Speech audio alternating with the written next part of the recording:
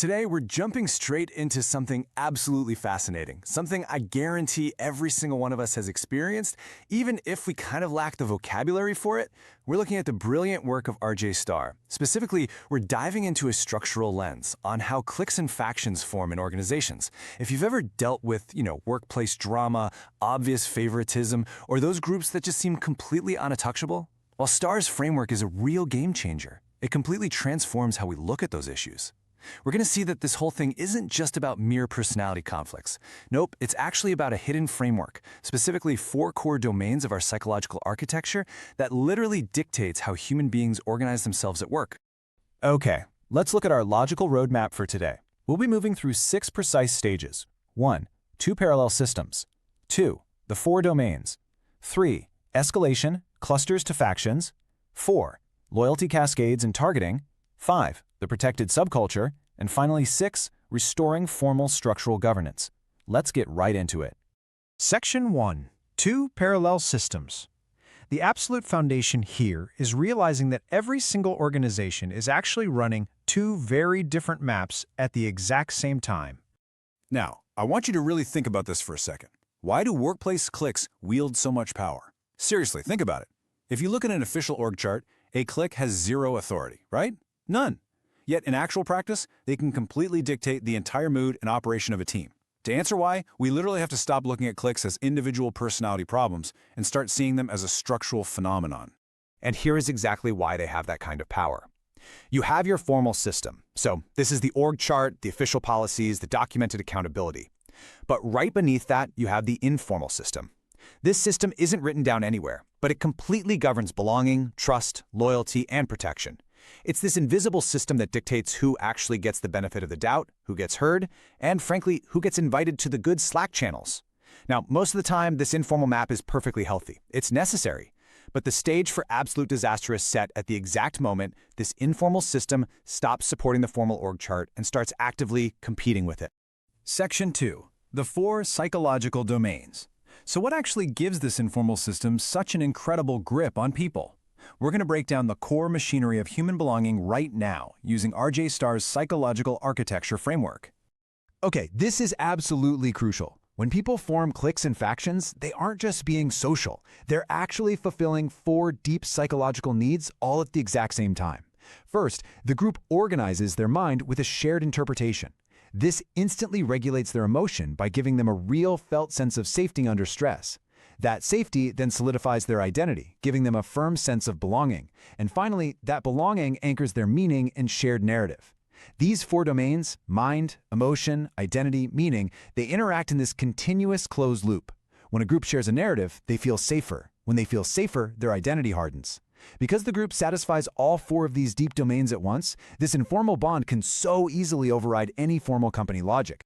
And that brings us to a really critical distinction. R.J. Starr hit the nail on the head when he said, the concern is never ordinary workplace friendship. The concern emerges only when informal relationships begin to override judgment, policy, or accountability.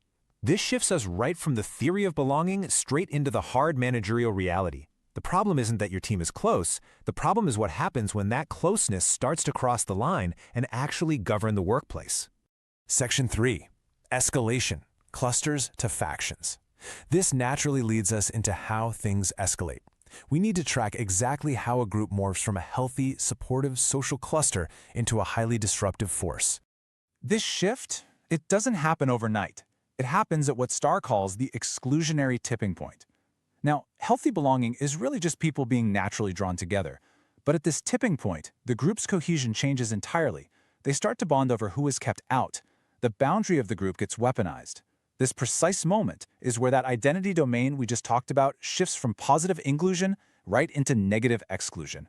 Managers really need to start paying serious attention here because the group's entire foundation has fundamentally shifted from shared preference to active exclusion. Let's track how this builds across 5 distinct steps. It starts at level 1, simple social clusters. These are friendships that you should absolutely leave alone. But then it escalates to level 2, cliques, where that boundary policing begins and information starts flowing socially rather than professionally. Level 3 is where a clique becomes a full-blown faction. This means they are now actively organized against a specific grievance or manager. Then it gets really dangerous at level 4, departmental tribes. Think sales versus operations. And level 5, institutional division, where the loyalty of the whole company is split. These last two, they are incredibly difficult to dislodge because the factional lines have basically mapped themselves right onto the formal organizational structure. Section 4, Loyalty Cascades and Targeting. Once a group hits that factional status, we enter some truly wild psychological territory. Let's look at the downright bizarre collective behaviors that pop up when loyalty to a faction completely overrides an individual's own self-interest. Starr outlines this fascinating thing called the performative loyalty cascade. Imagine this composite scenario. On day 1, an employee is terminated for a highly documented failure, right? By day 3, a coworker from their faction dramatically resigns in this performative protest, reading that termination as a direct attack on their group. In that specific moment, the group's shared emotion and identity domains have completely overpowered that individual's rational mind. But fast forward to day 14. The group's emotional high fades, and the actual material consequences of losing a paycheck set in. By day 21, that former employee is experiencing intense post-consequence regret, awkwardly asking HR for their job back. The faction's shared narrative just temporarily suspended their individual grip on reality. It's wild. Now, the faction doesn't just protect its own, it also goes on the offensive. Here is the anatomy of factional targeting. It always begins with friction. Maybe a manager just enforces a completely normal standard. But then comes the narrative work. The faction instantly reframes that basic enforcement as intentional hostility or persecution. Almost overnight, that manager is transformed into a symbolic enemy. This completely twists a normal, mundane managerial decision into a factional narrative where the actual facts literally no longer matter. And once someone is a symbolic enemy, even their kindest actions are viewed as pure manipulation. Because of this, knowing the difference between a legitimate concern and a factional grievance is absolutely vital. A legitimate concern is anchored in specific facts and seeks a changed condition, like fixing a genuinely broken policy. A factional grievance, on the other hand, is anchored in narrative hostility and seeks a defeated person, like getting a targeted manager fired. Confusing these two is a massive leadership error. If you give in to a factional grievance, you are effectively handing informal power a permanent veto over your formal accountability. Section 5, the protected subculture. So, what happens when these groups not only gain power, but actual immunity? Welcome to the protected subculture. Think about how this evolution actually happens in the real world. A group doesn't just seize immunity by force, they're handed it, bit by bit.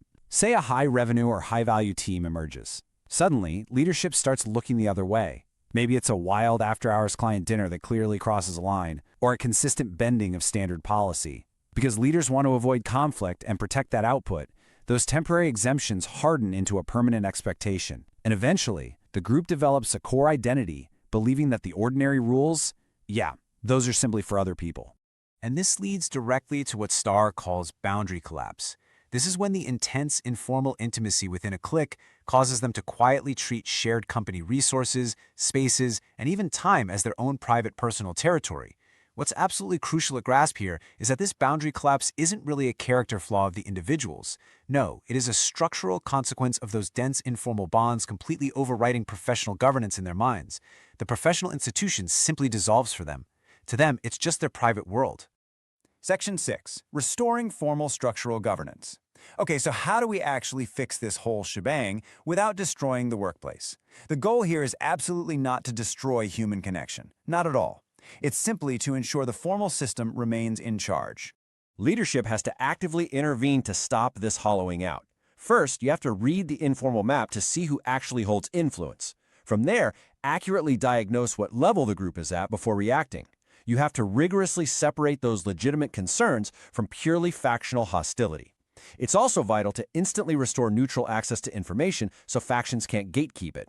Break up those exemptions before they harden into identity, and finally, you have to hold any captured managers accountable if they've ceded their authority to a clique just to keep the peace. Honestly, R.J. Starr's entire thesis boils down to this one powerful idea. An organization remains coherent only when the system accountable for outcomes is the exact same system that actually governs behavior. Think about that. When your formal leadership is on the hook for the results, but a hidden informal faction is actually governing how everyone behaves day to day, your organization is critically misaligned.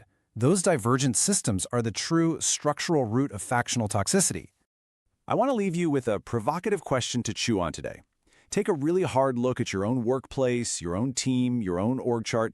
Who is actually governing your organization's behavior? Is it the formal system, or is there a hidden psychological architecture quietly calling all the shots?